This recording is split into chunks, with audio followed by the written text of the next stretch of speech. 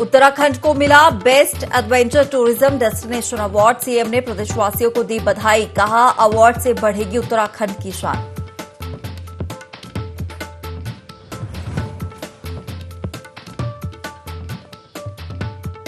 राज्यपाल ने हरिद्वार पहुंचकर सीएनजी बायो फर्टिलाइजर प्लांट का किया निरीक्षण। श्री कृष्णायन गौरक्षाशाला का भी किया भ्रमण, कहा नवरात्र में गौसेवा का सौभाग्य हुआ प्राप्त। पर्यटन मंत्री सतपाल महाराज ने उपराष्ट्रपति से प्राप्त किया पुरस्कार। महाराज बोले प्रदेश के लिए सम्मान का विषय, पर्यटन को बढ़ावा देने लगातार काम कर रही सरकार। खेल मंत्री ने सचिवालय में खेल महाकुंभ से संबंधित बैठक की आहूत। सभी जिलों के सीडीओ वर्चुअली जुड़े। प्रदेश में 1 अक्टूबर से शुरू होने जा रहा खेल महाकुंभ।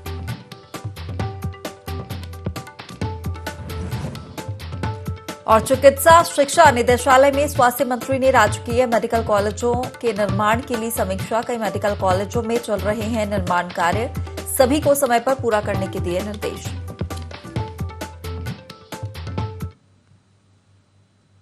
नमस्कार, बहुत स्वागत है आपका देवभूमि लाइव के इस खास बुलेटिन में। मैं हूं आपके साथ हिमांशा मेहता। बुलेटिन की शुरुआत करेंगे इस वक्त की बड़ी खबर के साथ, जो हरिद्वार से मिल रही है, जहां पंचायत चुनाव का आज परिणाम आएगा। हरिद्वार जिले में काउंटिंग जारी है। सुबह से 6 बजे से मतगणना शुरू हो गई है। 400 टेबल मतगणना में लगाए गए हैं। एक राउंड में 12 से 15 बूथ का परिणाम सामने आएगा। वहीं बीजेपी की साख इस बार दांव पर लगी हुई है। खबर आपको हरिद्वार से बता रहे हैं, जहां पंचायत चुनाव का आज परिणाम आएगा। और हरिद्वार जिले में काउंटिंग फिलहाल जारी है। बता दें कि सुबह 6 बजे से मतगणना शुरू हो गई है। 400 टेबल मतगणना में लगाई गई है। एक राउंड में 12 से 15 बूथ का परिणाम सामने आएगा। और इस बार बीजेपी की साख दांव पर लगी हुई है। तो खबर हरिद्वार से, जहां आज पंचायत चुनाव का परिणाम आएगा। सुबह 6 बजे से ही मतगणना शुरू हो चुकी है। 400 टेबल मतगणना में लगाए गए हैं और एक राउंड में 12 से 15 बूथ का परिणाम सामने आएगा। बीजेपी की साख इस बार दांव पर लगी हुई है। तो खबर हरिद्वार से, जहां पंचायत चुनाव का आज परिणाम आएगा। और हरिद्वार जिले में काउंटिंग भी सुबह 6 बजे से शुरू हो गई है। साथ ही आपको बता दें कि काउंटिंग के लिए 600 टेबल मतगणना में लगाए गए हैं। और एक राउंड में 12 से 15 बूथ का परिणाम सामने आएगा।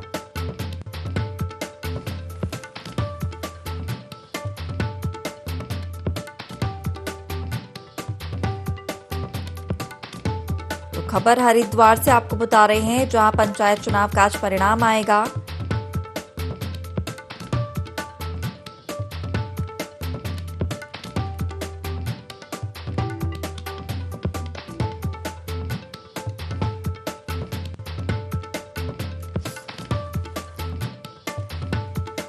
तो आज पंचायत चुनाव का परिणाम आएगा। सुबह 6 बजे से काउंटिंग शुरू हो चुकी है। 400 टेबल मतगणना में लगाए गए हैं।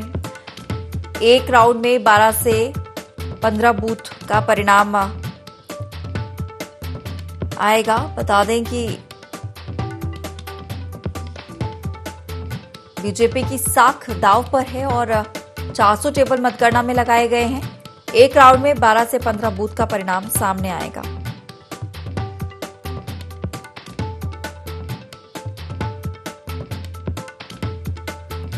तो आज मतगणना है और परिणाम सामने आएंगे। काउंटिंग फिलहाल जिले में जारी है। सुबह 6 बजे से मतगणना शुरू हो चुकी है। एक राउंड में 12 से 15 बूथ का परिणाम सामने आएगा।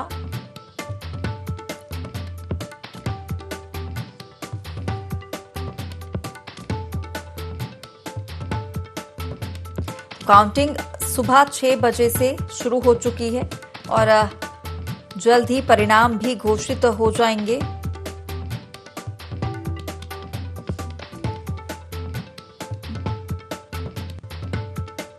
तो मतगणना शुरू हो चुकी है और रुझान भी आने शुरू हो गए हैं। और ज्यादा जानकारी के साथ प्रिंसिपल करस्पॉन्डेंट कैलाश बिष्ट हमारे साथ जुड़ गए हैं। कैलाश, आज पंचायत चुनाव के परिणाम आने हैं, काउंटिंग शुरू हो चुकी है, फिलहाल रुझान किस तरफ देखने को मिल रहे हैं? देखिए, बिल्कुल आज जो पंचायत चुनाव है उनके परिणाम आज आएंगे और सुबह 8 बजे से आज जो काउंटिंग शुरू हो चुकी है। और मैं आपको बता दूं कि भारतीय जनता पार्टी के लिए नाक का सवाल बन चुका है ये चुनाव, क्योंकि बीजेपी के जो प्रदेश अध्यक्ष हैं नए बने हैं, लिहाजा पहला उनका इम्तिहान है। तो यहाँ पर कोशिश यही है भारतीय जनता पार्टी की कि ज्यादा से ज्यादा सीटों पर वो कब्जा करें। 400 टेबल आज लगाई गई है और 18 न्याय पंचायत है। जिन 18 न्याय पंचायतों में सैकड़ों की तादाद में जो लोग हैं ग्राम प्रधान के लिए भी जुटे हैं, साथ ही जिला पंचायत के लिए जुटे हैं। तो तमाम लोगों के भविष्य का फैसला आज सुनिश्चित होना है और एक काउंटिंग में 15 से 16 यहाँ पर जो ग्राम पंचायत है उनका यहाँ पर नतीजा आएगा। तो लगातार यहाँ चल रही है काउंटिंग और कुछ ही देर बाद अब नतीजे आने भी शुरू हो जाएंगे। लेकिन हाँ, लोगों में उत्साह की बात यहाँ पर की जाए तो लोगों में उत्साह भी बहुत ज्यादा देखा जा रहा है, क्योंकि हर कोई उम्मीदवार यहाँ से किसी पार्टी से नहीं है, बल्कि कई उम्मीदवार ऐसे हैं जो निर्दलीय यहाँ पर उठे हैं। तो जाहिर तौर पर लोगों में बहुत ज्यादा उत्साह यहाँ पर नजर आ रहा है और उत्साह उन लोगों में ज्यादा है जो काउंटिंग में जो आगे चल रहे होंगे, क्योंकि उन्हें मालूम है कि काउंटिंग में अगर आगे चल रहे हैं, इतनी काउंटिंग नहीं होती किसी भी गाँव में ग्राम प्रधान को लेकर। तो जाहिर सी बात है कि उन लोगों में ज्यादा खुशी देखी जा रही है। जी बिल्कुल। कैलाश, मतगणना के लिए कितनी टेबलें लगाई गई हैं और कितने राउंड में जो मतगणना है वो पूरी हो सकती है? देखिए, 400 टेबल हैं जिनको लगाया गया है। उसके अलावा अलग अलग जगहों पर मतगणना की जा रही है। और राउंड की जहां तक बात की जाए तो राउंड यहाँ पर 4 से 5 राउंड हो सकते हैं। जिन राउंड्स में ये तमाम काउंटिंग यहाँ पर पूरी हो जाएगी। लेकिन जो जहां पर वोटिंग कम है वहां पर 1 से 2 राउंड में ही यहाँ पर क्लियर हो जाएगा कि कौन यहाँ पर प्रत्याशी है जिसकी जीत यहाँ पर सुनिश्चित होने वाली है। लेकिन जहां पर वोट ज्यादा है, जैसे जिला पंचायत की हम बात करें तो जिला पंचायत में वोटिंग ज्यादा होती है, तो वहां पर जो काउंटिंग की जो राउंड्स हैं, राउंड्स वहां पर बढ़ जाते हैं। और जो प्रधानी के जो चुनाव होते हैं वहां पर राउंड्स घट जाते हैं, क्योंकि वहां पर वोट कम होता है। बिल्कुल। चलिए कैलाश, फिलहाल आप हमारे साथ बने रहिए, आगे और भी जानकारी आपसे लेंगे। चलिए आगे बढ़ेंगे और खबर देहरादून से, जहां हाकम सिंह के रिजॉर्ट की उल्टी गिनती शुरू हो गई है। आज 4 बजे तक कागज दिखाने का समय दिया गया है। आरोपी की पत्नी ने हाईकोर्ट में गुहार लगाई थी। हाईकोर्ट ने 4 बजे तक कागज दिखाने का समय यहां पर दिया है। उसके बाद रिजॉर्ट पर बुलडोजर से कार्रवाई की जाएगी। तो हाकम सिंह के रिजॉर्ट की उल्टी गिनती शुरू हो चुकी है। आज 4 बजे तक ही कागज दिखाने का समय दिया गया है और उसके बाद रिजॉर्ट पर बुलडोजर चलाने की कार्रवाई भी की जाएगी। ज्यादा जानकारी के लिए लगातार हमारे प्रिंसिपल करस्पॉन्डेंट कैलाश बिष्ट हमारे साथ बने हुए हैं। कैलाश, रिजॉर्ट की बात की जाए हाकम सिंह के, तो उल्टी गिनती शुरू हो गई है और 4 बजे तक का समय कागज दिखाने के लिए दिया गया। उसके बाद बुलडोजर चलाने की कार्रवाई कर सकते हैं? बिल्कुल। देखिए, जो हाकम सिंह की जो पत्नी है, हाकम सिंह की पत्नी ने एक याचिका दायर की थी हाईकोर्ट में कि उनकी याचिका को स्वीकार किया जाए। लेकिन यहाँ पर जो हाईकोर्ट था, हाईकोर्ट ने याचिका को स्वीकार नहीं किया, बल्कि साफ तौर पर ये इंस्ट्रक्शन दिए हैं आरोपी की पत्नी को कि आप जो जिला प्रशासन है वहां पर जाएं। अगर आप ये कह रहे हैं कि आपकी जमीन है, आपके पास अगर कागजात होंगे तो कागजात आप 4 बजे तक जो एसडीएम है, एसडीएम को आप वहां पर दिखाएं। और एसडीएम को अगर कागजात नहीं दिखा पाते 4 बजे तक तो उसके बाद कार्रवाई होनी सुनिश्चित है। मैं आपको बता दूं कि हाकम सिंह वही शख्स है जिसके यूपीएससी पेपर लीक मामले में जो बहुत बड़ा मास्टरमाइंड था। लाखों रुपए उसने एक कैंडिडेट से लिए थे और कई ऐसे कैंडिडेट थे जिन कैंडिडेटों को अलग अलग नौकरियां उसने लगवाई थी और अब एक अपना बहुत बड़ा अंपायर यहाँ पर खड़ा किया था, जिसके चलते चाहे वो सेब के बागान हो, जिनको वन्यजीव की जो जमीन है उस जमीन पर उसने सेब के बागान बनाए थे। उसके अलावा जो रिजॉर्ट जिसकी बात हो रही है, ये रिजॉर्ट भी अवैध रूप से अवैध जमीन पर बना है, जिसके लिए उसकी पत्नी ये कह रही है कि ये जमीन उनकी अपनी थी और रिजॉर्ट भी उनका अपना है। रिजॉर्ट उनका अपना भले ही है, लेकिन जमीन अवैध है, जिसको लेकर कई बार प्रशासन ये कह भी चुका है। और आज अगर 4 बजे तक नहीं यहाँ पर पेश कर पाते कागजात तो कार्रवाई होना निश्चित है, बुलडोजर चलना निश्चित है और जमींदोज होगा उसका रिजॉर्ट हाकम सिंह रावत। बिल्कुल। चलिए कैलाश, बने रहिए, आगे और भी जानकारी आपसे लेंगे।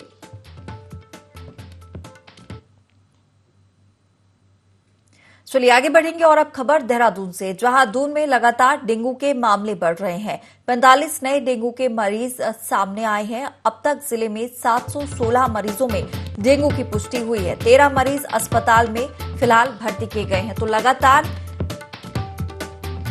डेंगू के मरीज सामने आ रहे हैं। 45 नए मरीज डेंगू के और भी सामने आए हैं। लगातार डेंगू के मरीजों की संख्या में इजाफा देखने को मिल रहा है और ज्यादा जानकारी के साथ लगातार हमारे सहयोगी प्रिंसिपल करस्पॉन्डेंट कैलाश बिष्ट हमारे साथ बने हुए हैं। कैलाश, लगातार डेंगू के मरीज सामने आ रहे हैं, मामले भी बढ़ते हुए देखने को मिल रहे हैं। फिलहाल अगर बात की जाए तो क्या डेंगू से बचने के लिए जो रोकथाम के उपाय हैं वो वहां पर किए जा रहे हैं? देखिए, बिल्कुल यहाँ पर स्वास्थ्य महकमे की बात करें तो स्वास्थ्य महकमा लगातार यहाँ पर दवाइयों का छिड़काव करवा रहा है तमाम नगर निगमों में। उसके अलावा जो स्वास्थ्य के जो सचिव हैं, उन्होंने तमाम जिलाधिकारियों को ये पत्र यहाँ पर जारी किए हैं। तमाम स्वास्थ्य अधिकारियों को, सीएमओ को ये पत्र जारी किया है कि यहाँ पर डेंगू की रोकथाम के लिए हर उपाय यहाँ पर किया जाए।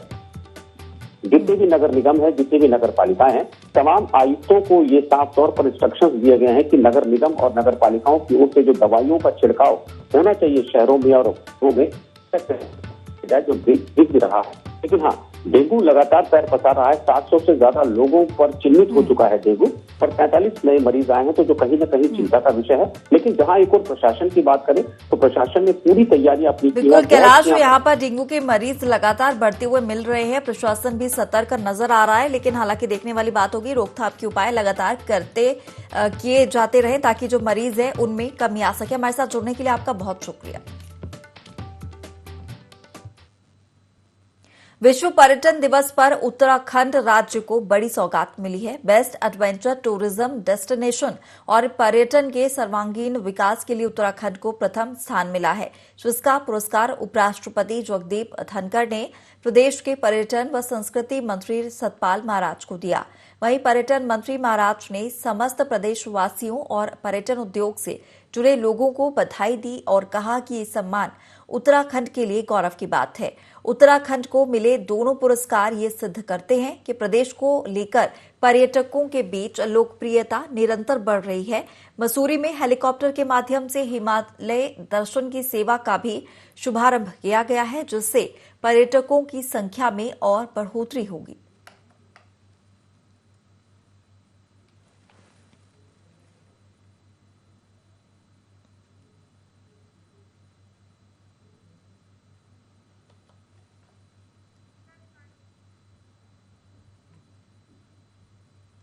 राज्यपाल लेफ्टिनेंट जनरल गुरमीत सिंह ने औरंगाबाद, हरिद्वार में श्री कृष्णायन गौरक्षाशाला और सीएनजी बायो फर्टिलाइजर प्लांट का भ्रमण किया। वहीं राज्यपाल ने कहा कि नवरात्र के दूसरे दिन गौ सेवा करने का सौभाग्य प्राप्त हुआ। इस दौरान उन्होंने कहा कि श्री कृष्णायन गौरक्षाशाला में 14,000 से ज्यादा गायों की देखभाल की जा रही है, जो अपने आप में साधारण नहीं है। वहीं प्राकृतिक और जैविक खेती में भी गौ माता का बड़ा आशीर्वाद है।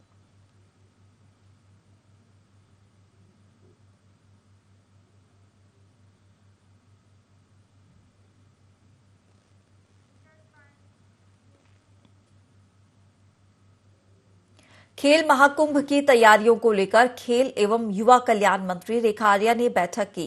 बैठक में रुद्रप्रयाग, चमोली, पौड़ी, उत्तरकाशी सहित कई जिलों के अधिकारी वर्चुअल माध्यम से उपस्थित रहे।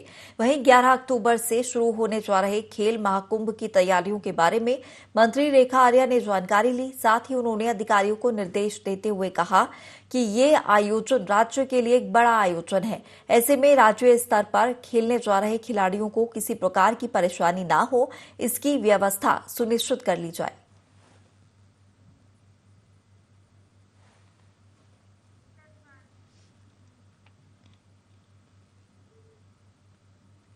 किच्छा में पोषण माह के अंतर्गत राजकीय बालिका इंटर कॉलेज में कार्यक्रम का आयोजन किया गया।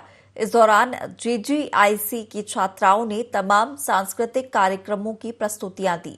वहीं कॉलेज में पोषण माह और राष्ट्रीय सेवा योजना के स्थापना दिवस के मौके पर तमाम प्रतियोगिताओं का आयोजन किया गया। इस दौरान कार्यक्रम में बाल विकास विभाग के सचिव के श्रीनिवासन पहुंचे, जहां उन्होंने छात्राओं का उत्साहवर्धन करते हुए देश का नाम रोशन करने का आह्वान किया।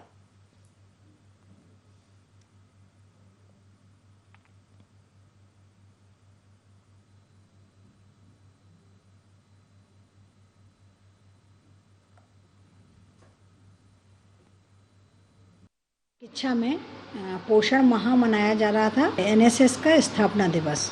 इसमें कि बच्चों को विभिन्न जानकारी दी और बताया गया कि एनएसएस जो है युवा शक्ति के विकास के लिए हुआ है, जो कि समाज के साथ मिलकर कार्य करती है, जिससे बच्चे का सर्वांगीण विकास होता है और विकास तभी हो पाएगा जब वो पोषित होगा। तो पोषण माह भी मनाएगा साथ में, और उसके बारे में भी जानकारी दी गई कि बच्चे को मोटा अनाज खाना चाहिए और क्या क्या खाना चाहिए, क्या क्या नहीं खाना चाहिए। राष्ट्रीय सेवा योजना का स्थापना दिवस ही नहीं था, ब्रिटानिया न्यूट्रिशन फाउंडेशन का पुरस्कार वितरण समारोह था और महिला सशक्तिकरण एवं बाल विकास कार्यालय के द्वारा यहाँ पर हमारे बच्चों को रिफ्रेशमेंट की व्यवस्था भी थी।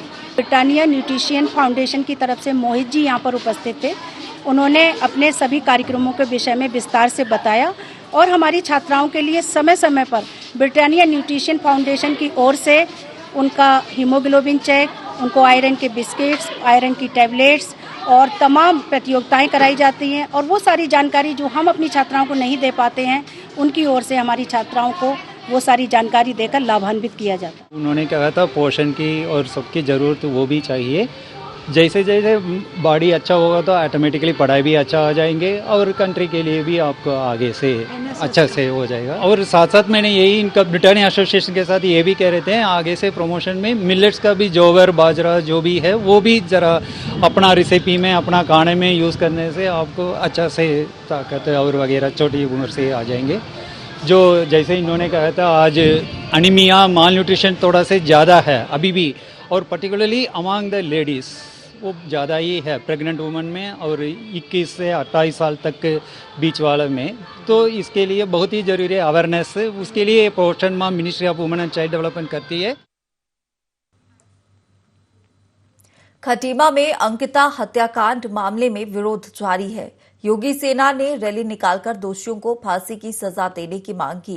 राष्ट्रीय योगी सेना के प्रदेश अध्यक्ष हयात सिंह बिष्ट के नेतृत्व में खटीमा मुख्य चौक से तहसील तक रैली निकाली गई। वहीं राष्ट्रीय योगी सेना के प्रदेश अध्यक्ष हयात सिंह बिष्ट ने कहा कि अंकिता की निर्मम हत्या से देवभूमि कलंकित हुई है। उन्होंने कहा कि अंकिता हत्या मामले में लिप्त अपराधियों को 1 महीने के अंदर ही फांसी दी जानी चाहिए ताकि फिर किसी बेटी के साथ ऐसा जघन्य अपराध करने की किसी की हिम्मत ना पड़े। का मामला है, 19 तारीख को जो है उनके साथ घटना घटी है। ये कुछ नेता है जिसके सुपुत्र ने ये काम किया है। हम चाहते हैं कि आज उस बेटी के साथ हुआ, कल हमारी बेटियों के साथ ना हो और आगे से ऐसा ना हो कि लोगों के दिल में वहम रहे और डर रहे। ये जो है 1 महीने के अंदर ही हम चाहते हैं राष्ट्रीय योगी सेना पूरी हर हिंदुस्तानी चाहता होगा, हर लड़की के माँ बाप चाहते होंगे फांसी पर लटका दिया जाए। और हम चाहते हैं कि अगर ये फास्ट कोर्ट में केस चले और 1 महीने के अंदर इनको फांसी पर लटका दिया जाए। चंपावत जिले की बनबसा पुलिस को वाहन चेकिंग के दौरान बड़ी कामयाबी मिली है। पुलिस ने एक कार की चेकिंग में 3 लाख के नेपाल के कॉस्मेटिक सामान सहित तस्कर को गिरफ्तार किया। बनबसा थानाध्यक्ष लक्ष्मण जगवान ने बताया कि आरोपी द्वारा नेपाल से सामान बिन बिल के लाया जा रहा था। पुलिस ने जब्त सामान कस्टम व सेल्स टैक्स विभाग के सुपुर्द कर दिया है।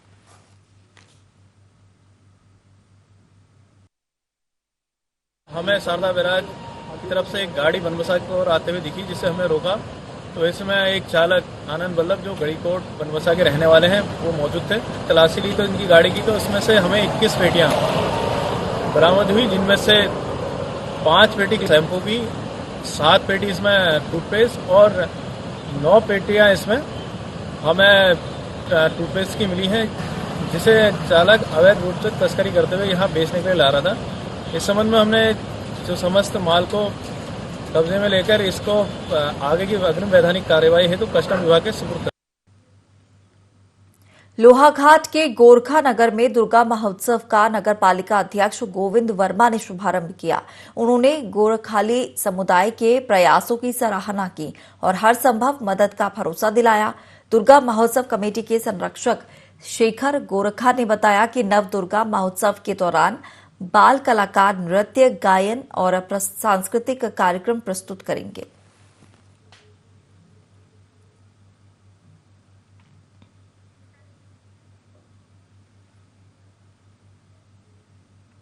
अंकिता हत्याकांड मामले में भले ही अंकिता का अंतिम संस्कार कर दिया गया हो, लेकिन उसकी मौत पर अभी भी सवाल खड़े हैं। अंकिता की मां को अंतिम संस्कार के दौरान अंतिम दर्शन नहीं करने दिए जाने के मामले पर हल्द्वानी से कांग्रेस विधायक सुमित हृदयेश ने केंद्रीय मंत्री स्मृति ईरानी पर निशाना साधा। उन्होंने कहा कि बेटी बचाओ बेटी पढ़ाओ का नारा देने वाली स्मृति ईरानी आज कहा है। कांग्रेस विधायक सुमित हृदयेश ने कहा कि उत्तराखंड की भाजपा सरकार खुद की इमेज बचाने में लगी है, उसे जनता से कोई लेना देना नहीं है।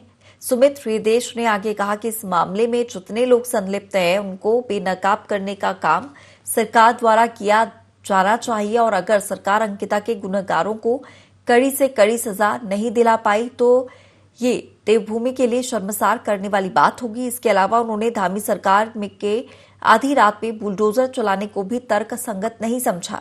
विधायक ने कहा कि अंकिता जिस कमरे में रह रही थी वहां जो साक्ष्य मिलते वो बुलडोजर चलाने से समाप्त हो गए और न ही पुलिस ने होटल को घटना के बाद सील किया, जिससे फॉरेंसिक जांच टीम को भी साक्ष्य इकट्ठा करने का मौका नहीं मिल पाया।